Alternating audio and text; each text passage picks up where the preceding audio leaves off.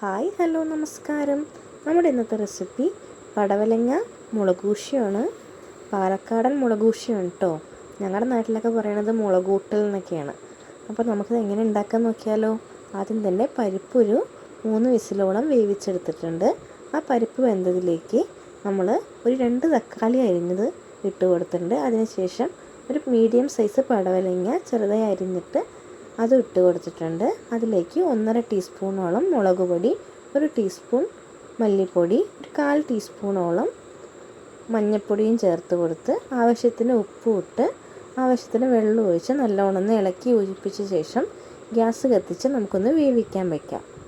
അതിനുശേഷം നമുക്കിതിലേക്കൊരു അരപ്പുണ്ടാക്കണം. അതിനൊരു മുറിയോളം തേങ്ങയും അതിലേക്ക് 1 ടീസ്പൂൺ ജീരകം, അതുപോലെ തന്നെ ഒരു 1/4 ടീസ്പൂണോളം കുരുമുളകും ഒരു കുറച്ച് സവാളയും കൂടി ഇട്ട് നല്ലോണം അരച്ചെടുക്കാം. നമ്മുടെ പടവലങ്ങ നല്ലോണം തിളച്ച് വരുന്നുണ്ട്. നമുക്ക് ഈ അരപ്പ് അതിലേക്ക് അങ്ങോട്ട് ഒഴിച്ചു കൊടുക്കാം.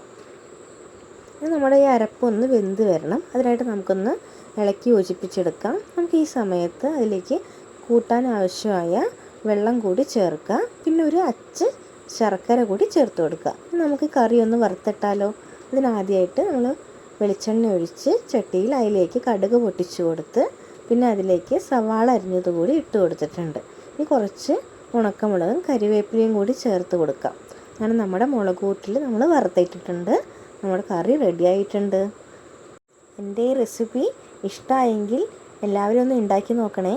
വീഡിയോ ഇഷ്ടമായെങ്കിൽ ലൈക്ക് ചെയ്യുക, ഷെയർ ചെയ്യുക, സബ്സ്ക്രൈബ് ചെയ്യുക. താങ്ക്